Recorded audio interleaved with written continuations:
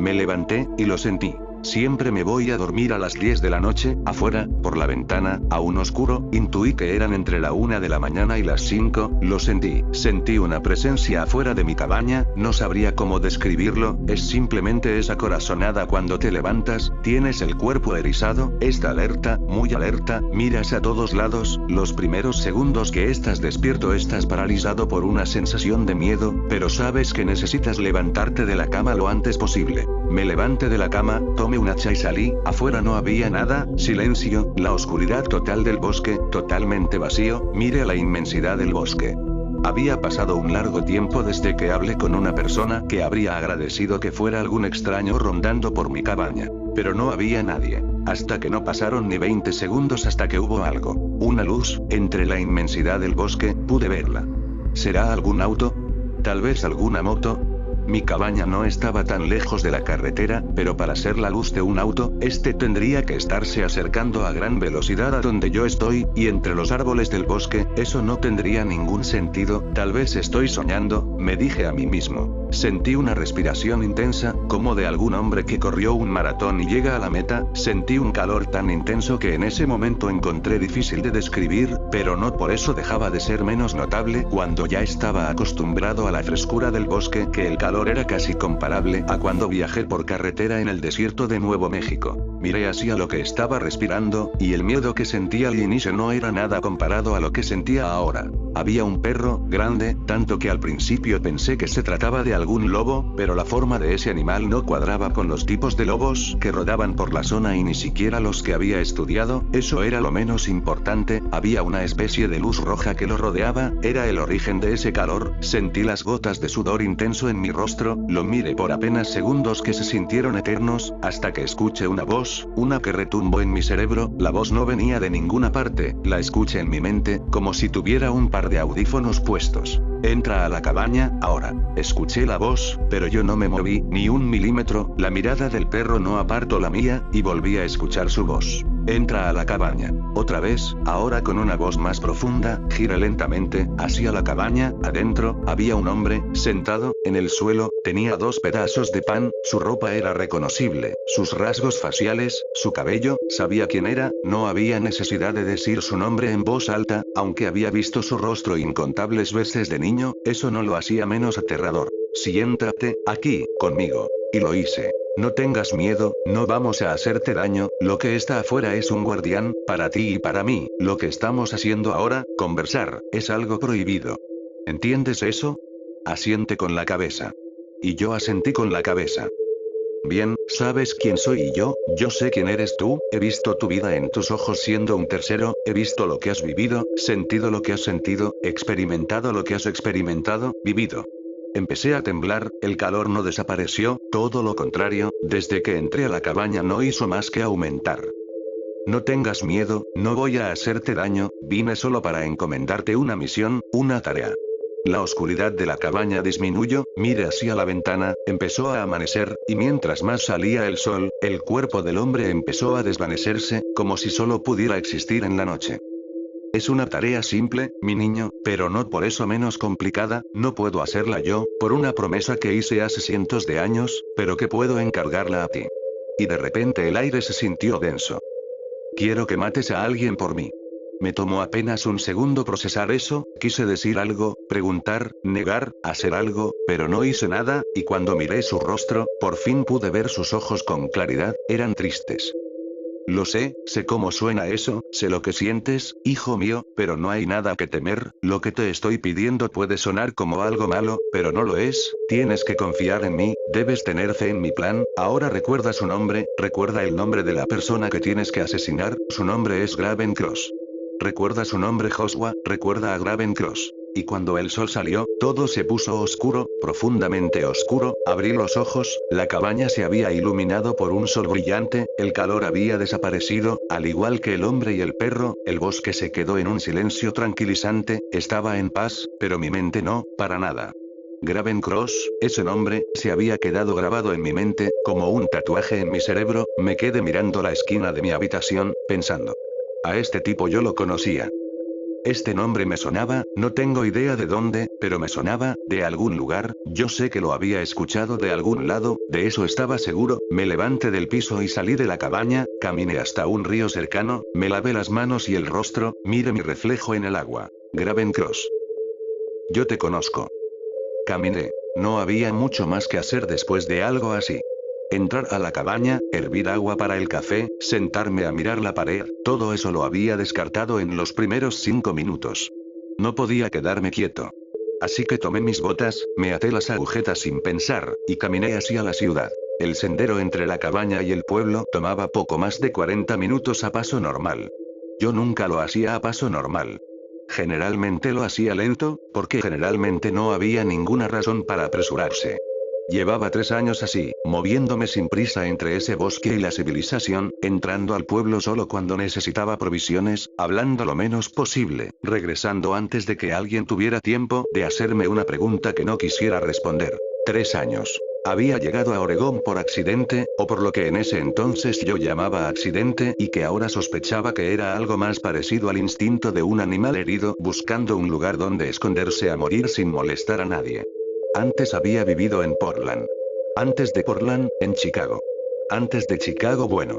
Antes de Chicago hay una serie de cosas que prefiero no pensar, y que sin embargo esa mañana, con el nombre de Gravencross todavía resonando en algún lugar detrás de mis ojos, empezaron a volver solas. El bosque estaba callado. Las ramas filtraban una luz blanca y fría que hacía que todo se viera como una fotografía vieja, sobreexpuesta. Metí las manos en los bolsillos de la chamarra y seguí caminando. Gravencross. Lo había escuchado por primera vez en televisión. ¿Hacía cuánto? ¿6 meses? ¿8?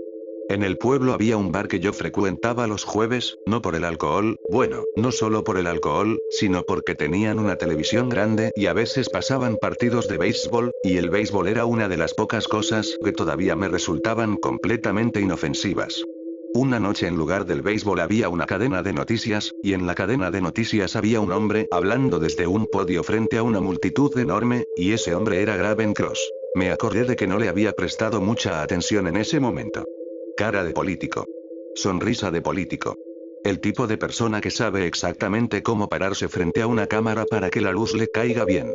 Conservador, católico declarado, candidato presidencial que había surgido de la nada en los últimos 2 años y que ahora, según el presentador, lideraba las encuestas en varios estados clave. Había algo en sus ojos, me acordé, algo que no terminé de procesar porque el cantinero cambió el canal y yo me terminé la cerveza y me fui a casa. Ahora ese algo me parecía importante. Salí del bosque y empecé a bajar por la calle principal del pueblo. Era temprano todavía, las tiendas apenas abriendo, un par de personas caminando con café en la mano sin mirarme. Así me gustaba. Anónimo. Invisible. Llevaba el cabello más largo que nunca y una barba que mi madre, si mi madre siguiera hablándome, habría descrito como descuidada. Tenía 34 años y a veces, cuando me veía en el espejo del baño de la cabaña, me sorprendía encontrar la cara de un hombre que se veía 10 años mayor. No siempre había sido así. Había habido una época, antes de todo, en la que yo era el tipo de persona que se levantaba temprano, se vestía bien, tenía planes. Terminé la universidad con honores. Empecé un posgrado en historia religiosa, lo cual, visto en retrospectiva, dice bastante sobre mis problemas. Tuve una novia durante 4 años. Tuve amigos. Tuve la clase de vida que desde afuera se ve ordenada y desde adentro se siente como caminar sobre hielo muy delgado sin saber exactamente cuándo se va a romper. Se rompió cuando tenía 29 años, pero la grieta había empezado mucho antes. Había empezado cuando tenía 8. La Iglesia del Espíritu Verdadero. Ese era el nombre. No me gusta escribirlo ni pensarlo, pero es el nombre. Una congregación pequeña en un suburbio de Toronto, del tipo que no sale en las noticias hasta que sale en las noticias por las razones equivocadas. Mi madre nos llevaba todos los domingos, a mí y a mi hermana menor, con la puntualidad y la seriedad con la que otras madres llevan a sus hijos al médico. Era necesario, decía. Era importante.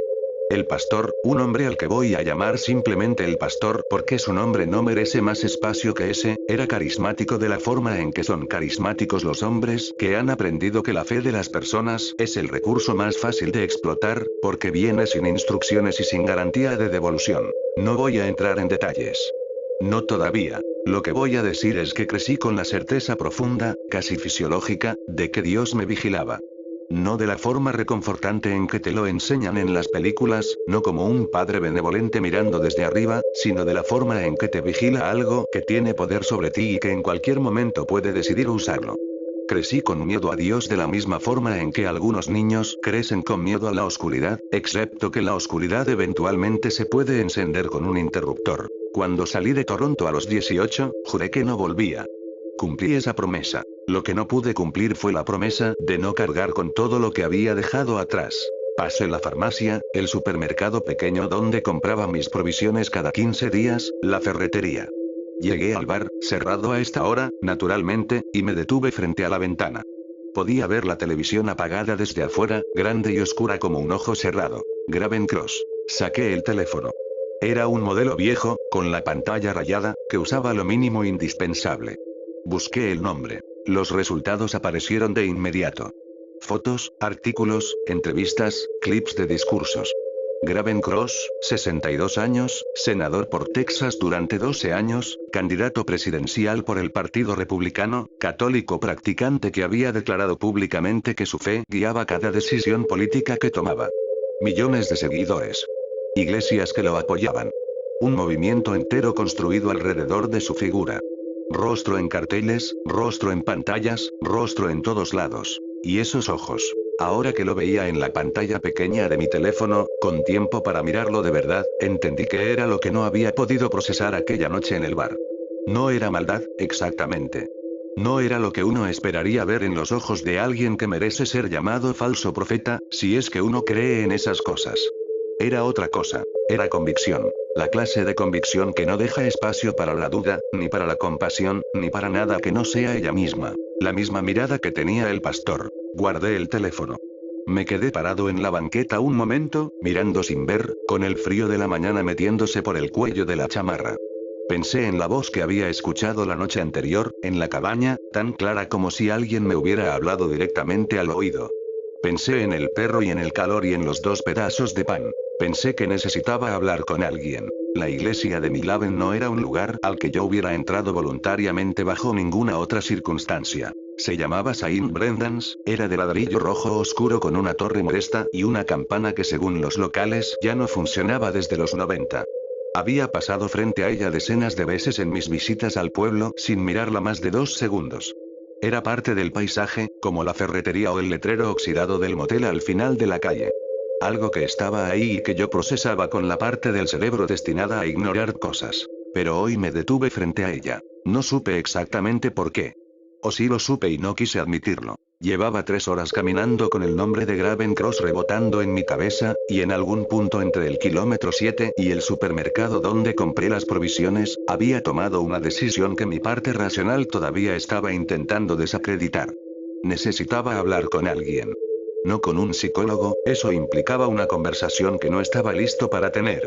Sino con alguien que entendiera el lenguaje de lo que yo había vivido anoche. Alguien para quien una visión nocturna, una voz en la mente, una figura que se desvanece con el amanecer no fuera automáticamente sinónimo de patología. Un pastor. Un sacerdote. Alguien así. La lógica era débil y lo sabía. Empujé la puerta de todas formas. Adentro no había nadie. La nave central estaba vacía, iluminada por la luz que entraba oblicua a través de los vitrales laterales, esa luz de iglesia que siempre tiene algo de polvo flotando en ella, visible solo en los haces de colores que caen sobre las bancas de madera oscura. Olía a cera y a algo más antiguo, ese olor específico que tienen los edificios religiosos y que yo había aprendido de niño a asociar con una sensación en el pecho que no era exactamente paz. Caminé por el pasillo central despacio, con la mochila todavía en el hombro, mirando hacia los lados. Las bancas vacías. El altar al fondo. Un Cristo de yeso con los brazos abiertos que me miró desde arriba con esa expresión que nunca supe si era sufrimiento o resignación. Hola. Dije, y mi voz sonó demasiado grande para el espacio. Nada. Estaba a punto de darme la vuelta cuando lo escuché. Un sonido. Apagado, intermitente. Provenía del costado derecho de la nave, donde 2 confesionarios de madera oscura estaban instalados contra la pared como armarios viejos. El sonido era difícil de describir. No era una voz exactamente. Era más parecido a alguien respirando de una forma muy particular, o a páginas pasándose solas, o a ninguna de las 2 cosas y yo simplemente no tenía el vocabulario para nombrarlo. Me acerqué. La cortina del confesionario de la derecha estaba corrida. Me quedé parado frente a él durante varios segundos. En circunstancias normales esto habría terminado aquí, yo dándome la vuelta, saliendo por la puerta principal, comprando el combustible para el generador y caminando de regreso al bosque. Pero las últimas 12 horas no habían sido circunstancias normales por ningún criterio razonable. Corrí la cortina y entré. Me senté en el pequeño banco de madera. La rejilla de separación estaba frente a mí, ese enrejado fino de madera que en teoría garantizaba el anonimato del penitente. Del otro lado no se veía nada, solo sombra. Pero la sombra del otro lado no estaba vacía. Se sentía ocupada. Esperé. Entonces habló. Llevas 3 horas intentando convencerte de que fue un sueño. No era una pregunta. La voz era baja, sin género claro, sin acento identificable. No retumbó en mi mente como la de anoche. Esta venía del otro lado de la rejilla, del espacio físico, y aún así había algo en su textura que no correspondía del todo a una voz humana. Como una grabación levemente ralentizada. Como algo que aprendió a hablar escuchando a otros. No respondí. No tienes que decir nada, Joshua. Nunca has sabido qué decir cuando alguien te conoce de verdad. Es uno de tus problemas más consistentes. Algo en mi garganta se apretó. ¿Quién eres? Una pausa. No de duda, sino de algo que se parecía más a consideración, como si estuviera eligiendo cuidadosamente el nivel de verdad que quería entregarme. Alguien que ha estado prestando atención. A diferencia de otros. Eso no responde mi pregunta. No. Pero es más honesto que la mayoría de las respuestas que vas a recibir hoy. El polvo seguía flotando en los haces de luz que se filtraban por los bordes de la cortina. Afuera, en algún lugar del pueblo, un auto pasó despacio. El mundo normal continuaba a metros de donde yo estaba sentado hablando con algo que no sabía nombrar. Anoche, empecé. Anoche viste algo, me interrumpió. O creíste ver algo. O alguien quiso que creyeras que viste algo. Esas 3 opciones siguen abiertas, Joshua, y el problema es que tú ya decidiste cuál es verdad sin tener evidencia suficiente para ninguna. Me quedé callado. ¿Cómo era su voz? Preguntó. ¿Qué? La voz de anoche. ¿Cómo era? Dudé, dentro de mi cabeza. Como si la escuchara sin escucharla. Ajá.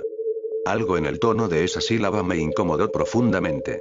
¿Y eso te pareció divino o te pareció intrusivo? No respondí de inmediato porque la pregunta era más precisa de lo que me esperaba. Las 2 cosas, dije finalmente. Las 2 cosas, repitió, como si tomara nota. Interesante. Porque lo divino y lo intrusivo no son necesariamente lo mismo, Joshua. Aunque hay quien ha pasado siglos confundiéndolos. Tú en particular llevas mucho tiempo confundiéndolos. No sé de qué estás hablando. La sombra del otro lado de la rejilla se movió levemente. No hacia adelante ni hacia los lados. Simplemente se acomodó, como un animal que cambia de posición. Tucson, dijo. El nombre cayó en el espacio del confesionario como algo físico. Los martes y jueves por la tarde, continuó. Y los domingos por la mañana. La Iglesia de la Gracia Redentora. Tenías 12 años la primera vez que entraste a un lugar como este convencido de que adentro había algo bueno esperándote. Y aprendiste muy rápido que los lugares sagrados y las personas sagradas no son la misma cosa. Que un hombre puede ponerse una sotana y seguir siendo exactamente lo que era antes de ponérsela. Sentí el calor subir por mi cuello. Dije. ¿Por qué? ¿Porque duele o porque es verdad? Porque no tienes derecho. Nadie tiene derecho, respondió, con algo que no era exactamente calma sino la ausencia de emoción. Eso no impide que sea verdad. El padre Conelli todavía vive, por cierto. En Phoenix. Tiene 72 años y da clases de catecismo los sábados. Algo en mi pecho hizo una cosa que no quiero describir. Lo que pasó en esa iglesia, continuó, es la razón por la que vives en el bosque. No la única razón, pero sí la original. Todo lo demás, el trabajo que dejaste, el apartamento, las personas, fue solo el proceso de alejarte del radio de daño de cualquier cosa que se pareciera a lo que pasó ahí. Lo sabes. No hace falta que lo admitas en voz alta.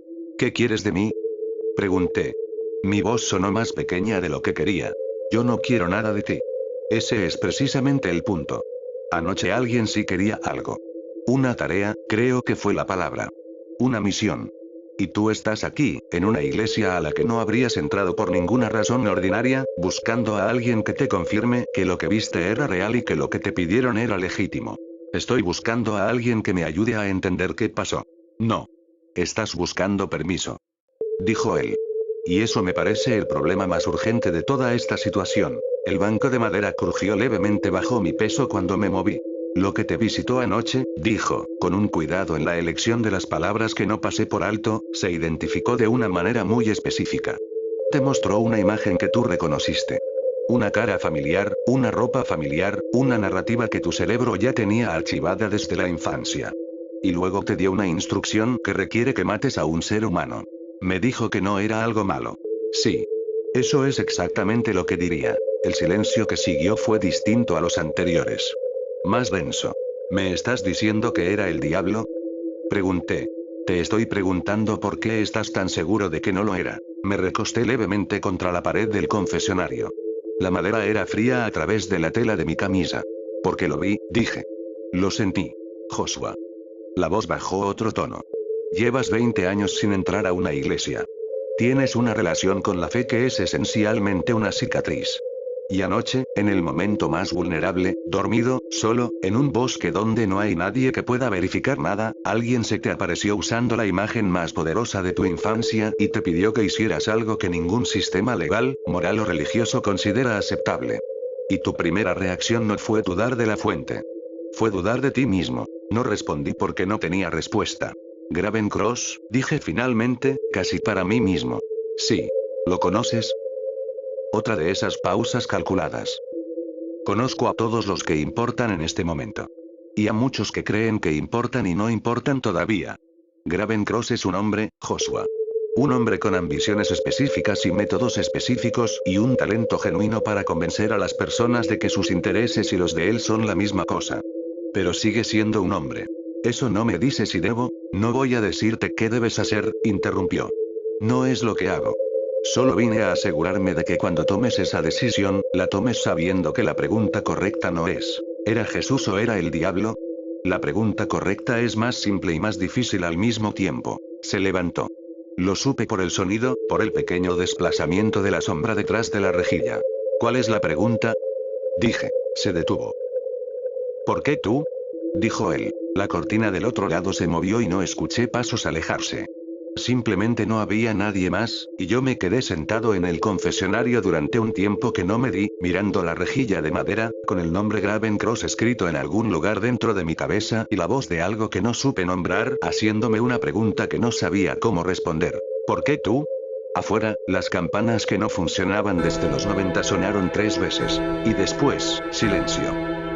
Salí de la iglesia y era de noche. No noche tardía, no el crepúsculo anaranjado que debería haber sido dado que cuando entré al confesionario el sol todavía estaba alto.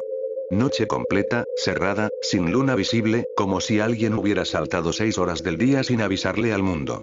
Me detuve en los escalones de Saint Brendan's y miré hacia arriba buscando alguna explicación en el cielo y no encontré ninguna. Las estrellas estaban, la oscuridad estaba, y la calle principal de Milhaven estaba casi vacía con la excepción de un par de autos estacionados y la luz amarilla de los postes que zumbaban levemente. Revisé mi teléfono. 11:47 de la noche. Había entrado a la iglesia pasado el mediodía. Guardé el teléfono sin intentar procesar eso y empecé a caminar. La calle principal de Milhaven se sentía diferente de noche. No de la manera en que los lugares normales se sienten diferentes de noche, más quietos, más vacíos, sino de una forma que era más específica y más difícil de nombrar. Como si el pueblo hubiera decidido mostrar una versión de sí mismo que normalmente mantenía guardada. Los letreros de los negocios cerrados parpadeaban con una frecuencia ligeramente irregular. Las sombras entre los edificios eran demasiado oscuras para la cantidad de luz disponible. Y había un perro sentado en la esquina de la ferretería que me miró caminar sin moverse, sin ladrar, con una quietud que no era la quietud de un animal tranquilo, sino de algo que estaba esperando. No era el mismo perro de anoche. Pero lo miré el tiempo suficiente para no estar completamente seguro. Aceleré el paso. La voz llegó antes de que llegara el calor, lo cual era diferente a la noche anterior, y noté esa diferencia con la parte de mi cerebro que seguía funcionando en modo de registro, catalogando detalles como si eso fuera a servirme de algo. Joshua. Me detuve. No estaba en el bosque. No estaba en mi cabaña. Estaba en la calle principal de un pueblo de 3000 personas con postes de luz y asfalto y una farmacia cerrada a mi derecha con un aviso de horario pegado en el vidrio. Y aún así ahí estaba. Me di la vuelta despacio. Estaba sentado en el banco de madera que el municipio había instalado frente a la oficina de correos, el tipo de banco que existe en todos los pueblos pequeños y en el que nunca sienta nadie. Su ropa era la misma. Su rostro era el mismo. Y sus ojos, que anoche había visto con claridad solo al final, eran exactamente lo que recordaba. Tristes de una manera que no era tristeza reciente sino tristeza muy antigua, acumulada. Me senté a su lado, no porque quisiera, sino porque de alguna manera era lo que correspondía. El calor llegó después, gradual, como una manta. No el calor agresivo del perro de anoche sino algo más parecido al calor de estar adentro cuando afuera hace frío. Ninguno de los dos habló durante un momento. ¿Entraste a la iglesia?, dijo finalmente. Sí. ¿Encontraste lo que buscabas? No sé qué buscaba. Asintió levemente, como si eso fuera exactamente la respuesta correcta. ¿Qué te dijo?, preguntó. Dudé. Me preguntó por qué yo. Algo cruzó su rostro. No sorpresa. Algo más parecido al reconocimiento de un movimiento esperado. Es una buena pregunta, dijo. ¿Tienes una buena respuesta? Me miró directamente por primera vez desde que me había sentado. Había algo en ese contacto visual que era difícil de sostener, no por intensidad sino por profundidad, como mirar hacia algo que tiene más capas de las que uno puede procesar de una sola vez. Porque ya estás roto, dijo. Lo dijo sin crueldad. Con la misma entonación con que uno describe el clima o la hora. Eso no es una respuesta, dije, y sentí algo caliente subir por mi garganta. Eso es solo otro insulto vestido de... Los que no tienen nada que perder, interrumpió, con calma, son los únicos que pueden hacer ciertas cosas. No porque sean más valientes, sino porque el miedo necesita algo a que aferrarse y tú hace mucho que soltaste todo. El bosque, Joshua. 4 años. ¿Crees que eso fue solo tuyo? Me quedé callado. No te estoy pidiendo que seas un héroe, dijo. No te estoy pidiendo que entiendas todo. Solo te estoy pidiendo que recuerdes su nombre. Ya lo recuerdo. No puedo dejar de recordarlo. Bien, silencio. Frente a nosotros, al otro lado de la calle, la vitrina de la ferretería reflejaba la luz del poste y en esa reflexión pude ver algo pegado en el vidrio interior. Un cartel. Impreso en papel, con una foto y texto debajo. Me levanté del banco sin decir nada y crucé la calle despacio. Era un aviso municipal. El tipo de cosa que los negocios del pueblo cuelgan cuando hay algún evento que se considera relevante para la comunidad. Visita oficial, Graven Cross, candidato presidencial mañana, 10 de la mañana, Plaza Central de Milaven, conferencia de prensa y saludo a la comunidad, entrada libre. Lo leí 2 veces. 3 veces. Me quedé parado frente al vidrio con el reflejo de la calle detrás de mí y sentí algo acomodarse en mi interior con un sonido que no era literal pero que lo parecía. Como una cerradura. Me di la vuelta para mirarlo. El banco frente a la oficina de correos estaba vacío. Solo quedaba el calor, disolviéndose despacio en el aire frío de la noche, como vapor. Caminé de regreso al bosque. 2 horas de carretera oscura con la mochila de provisiones en la espalda y un nombre en la cabeza y algo que era nuevo y que tardé 40 minutos en identificar correctamente porque no lo había sentido en mucho tiempo. Claridad, no paz. No estaba en paz. Pero sí claridad, que es una cosa distinta y en ciertos contextos más útil. Pensé en lo que me había dicho la voz del confesionario. ¿Por qué tú? Era una buena pregunta y él lo había admitido. Pero también había respondido, a su manera, y la respuesta me molestaba precisamente porque era difícil de refutar. Ya estás roto. Los que no tienen nada que perder. 4 años en el bosque, sin personas, sin vínculos, sin nada que un sistema pudiera usar como palanca. Nadie me iba a extrañar de una forma que alterara el curso de las cosas. Eso era verdad y lo sabía y normalmente era algo que llevaba con una especie de neutralidad practicada. Esta noche se sentía diferente. Graven Cross estaría mañana a 10 kilómetros de mi cabaña. A las 10 de la mañana. Plaza Central. Entrada libre. Llegué a la cabaña pasada la 1. Estaba sobre la cama. No sobre la almohada ni escondida bajo las mantas. Estaba en el centro exacto del cobertor, colocada con una precisión que no tenía nada de casual, como si alguien la hubiera puesto ahí con el mismo cuidado con que se pone una firma al pie de una página. Una pistola pequeña, compacta, de un negro mate que absorbía la luz de la lámpara en lugar de reflejarla. Al lado, 6 balas alineadas. No en el cargador. Sueltas, en fila, perfectamente paralelas entre sí. Me quedé parado en el umbral durante un tiempo que no me di. No sentí miedo. Eso es lo que debería aclarar porque sé que es lo que uno esperaría sentir al encontrar un arma en su cama que no estaba ahí cuando salió. Pero el miedo necesita incertidumbre para existir, necesita un espacio donde quepa la pregunta. ¿Qué significa esto? Y esa pregunta ya no tenía espacio en ningún lugar de mi interior. Sabía exactamente lo que significaba. Me acerqué, me senté al borde de la cama, tomé una de las balas y la sostuve en la palma. Era real, pesaba lo que debía pesar, el metal frío contra mi mano. La giré una vez. La puse de vuelta en su lugar, en la fila, paralela a las otras 5. Las cargué una por una en el cargador con una calma que desde afuera probablemente hubiera parecido disociación, pero que desde adentro se sentía como lo contrario. Como una presencia total en cada movimiento, cada clic, cada pequeña acción mecánica ejecutada sin apuro. Puse el arma sobre la mesita de noche. Me saqué las botas. Me recosté sobre el cobertor con la ropa puesta, mirando el techo de madera oscura, los nudos en la madera que conocía de memoria después de 4 años de noches mirando hacia arriba. Afuera el bosque hacía su ruido de siempre, ese sonido que no es silencio sino la suma de 1000 cosas pequeñas que juntas producen algo que el oído aprende a leer como quietud. Viento en las copas. Algo pequeño moviéndose entre las raíces. El crujido lejano de una rama. Cerré los ojos. No recé. Ya había rezado esta noche y no tenía más que decir. No pensé en el confesionario ni en la voz sin género ni en la pregunta que me había hecho 2 veces desde ángulos distintos. No pensé en Tucson ni en el padre con Ellie ni en los martes y jueves por la tarde. No pensé en los 4 años ni en lo que había dejado atrás para llegar a ellos. Pensé en el cartel en la vitrina de la ferretería. Mañana. 10 de la mañana. Plaza Central. Y después dejé de pensar. Eso era lo más extraño de todo, y lo último que registré antes de quedarme dormido. La ausencia completa de ruido interior.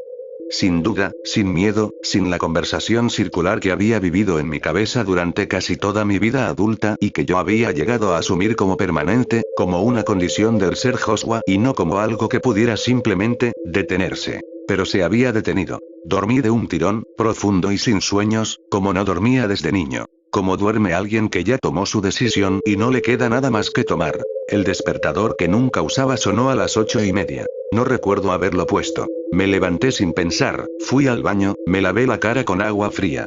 Me miré en el espejo el tiempo justo. Me cambié de ropa despacio, eligiendo sin saber bien por qué una camisa que abrigara lo suficiente para cubrir lo que necesitaba cubrir, pantalón oscuro, botas. Desayuné de pie en la cocina, café y pan, sin sentarme, mirando por la ventana el bosque que amanecía con esa luz de principios de mañana que hace que todo parezca más limpio de lo que es. A las 9:10 guardé el arma. A las 9 en punto salí de la cabaña, cerré la puerta sin llave, como siempre, y empecé a caminar hacia mi Laven. El bosque estaba en silencio a mi alrededor. O tal vez estaba atento. Ya no sabía la diferencia, y descubrí que tampoco me importaba. La plaza central de Milaven no era una plaza en ningún sentido arquitectónico ambicioso. Era un rectángulo de concreto con bancas de metal, un kiosco en el centro que se usaba para eventos del pueblo, y un par de árboles que alguien había plantado décadas atrás sin consultar si el suelo era adecuado para ellos, porque crecieron torcidos y nadie los reemplazó. En días normales la plaza estaba casi vacía. Esta mañana había suficiente gente como para que Milaven pareciera temporalmente un lugar más importante de lo que era. Conté aproximadamente 200 personas cuando llegué. Gente del pueblo, en su mayoría. Familias, algunos hombres solos, mujeres con niños pequeños. Había 2 cámaras de televisión que reconocí por los logos como canales regionales, no nacionales. Un evento pequeño para un candidato grande, el tipo de parada que los equipos de campaña programan para construir la narrativa del político que no se olvida de los pueblos, que no se olvida de la gente real. Me abrí paso entre la gente despacio, sin empujar, encontrando los espacios naturales entre los cuerpos, avanzando hacia el kiosco donde habían instalado un podio con micrófonos y el logo de la campaña en una pancarta que el viento de la mañana movía levemente. Fe, familia, futuro. Me detuve a unos 12 metros del podio. 12 metros era suficiente. Gravencross llegó a las 18:08. Un convoy de 3 camionetas negras que estacionaron en el borde de la plaza, y luego él, saliendo de la del medio con esa seguridad específica de las personas que han aprendido que la cámara siempre está y que cada movimiento es una comunicación. Traje azul oscuro. Sin corbata, para el efecto de cercanía. Saludó a las personas más cercanas con ese apretón de manos que duraba exactamente el tiempo correcto. La multitud respondió. No todos, pero sí suficientes. Me quedé quieto mientras él avanzaba hacia el podio, mientras los aplausos subían y bajaban, mientras las cámaras lo seguían y los dos guardaespaldas que lo flanqueaban hacían su trabajo de mirar a todos lados sin mirar a nadie en particular. Me miraron a mí. Sostuve la mirada un segundo y desvié los ojos. Nada que ver aquí. Solo un hombre del pueblo entre 200 personas del pueblo. Gravencross subió al podio. Habló durante varios minutos, su voz amplificada llenando la plaza con palabras que yo escuché pero no procesé. Fe. Familia. Valores. América. Dios. Las palabras llegaban a mis oídos como sonido sin significado, como lluvia, mientras yo calculaba sin mover nada más que los ojos. El ángulo. La distancia. Los guardaespaldas, sus posiciones, sus patrones de movimiento. La densidad de la multitud entre él y yo. Las salidas naturales de la plaza hacia las calles laterales. La pistola estaba en el cinturón, cubierta por la camisa. 6 balas. Solo necesitaba una. Esperé. Ese fue el error.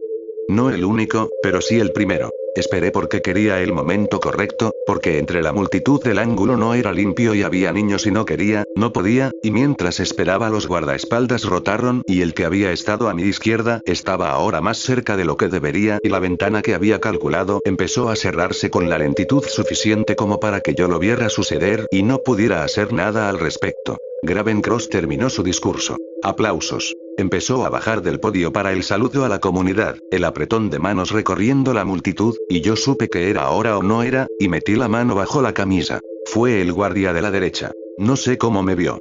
Tal vez algo en mi postura, en la forma en que mi brazo se movió, en algún lenguaje corporal que no supe controlar.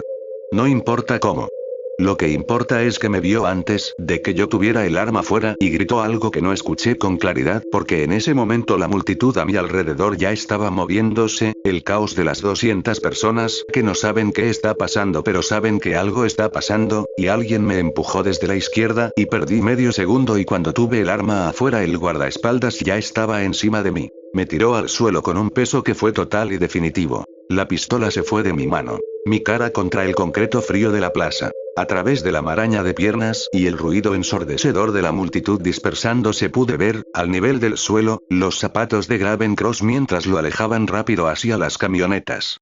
Zapatos negros, bien lustrados, que se movían sin tropiezos, sin apuro, con una calma que no correspondía a lo que acababa de ocurrir. Se detuvo un segundo. Solo un segundo. Y aunque era imposible, aunque había 200 personas entre nosotros y el ruido era total y su equipo de seguridad lo estaba moviendo, por un momento que no puedo explicar de ninguna manera racional, los zapatos se giraron levemente en mi dirección. Como si supiera exactamente dónde estaba yo. Después se fueron. Y el peso sobre mi espalda aumentó, más manos, voces que gritaban cosas que yo ya no estaba procesando, y lo último que vi antes de que me pusieran boca arriba fue el cielo de Milhaven, azul y despejado y completamente indiferente, y pensé en el bosque, en el silencio del bosque, en que no iba a volver a escucharlo. Después, nada.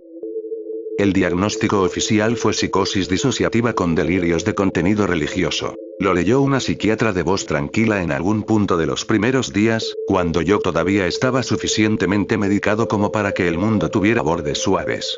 Mi habitación en el Argrove Institute tenía una ventana con barrotes por la que entraba un rectángulo de luz que se movía durante el día.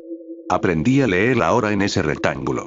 Era lo más parecido al bosque que tenía. No hablé mucho los primeros meses. Los médicos lo interpretaron como parte del cuadro. El televisor del área común estaba encendido la mayor parte del día, y yo lo evitaba hasta que un martes por la tarde me senté frente a él porque era el único lugar disponible que no era mi habitación. Noticias. Gravencross detrás de un podio, más cámaras que antes, un escenario más grande. El ticker en la parte inferior de la pantalla confirmaba lo que llevaba meses esperando leer sin querer leerlo. Había ganado, al parecer el atentado fallido le había dado aún más popularidad, lo usó para su campaña política, decía que Dios lo había salvado de ser asesinado y que por eso debía gobernar el país. Esa noche me quedé mirando el rectángulo de sombra donde de día estaba el rectángulo de luz, y por primera vez desde Milhaven pensé en los zapatos de Gravencross girándose hacia mí en el suelo de la plaza. Entonces escuché la respiración. No venía de ningún lado específico. Llenaba la habitación de manera uniforme, como si el cuarto mismo respirara, y la reconocí antes de que dijera una sola palabra. Guardé silencio.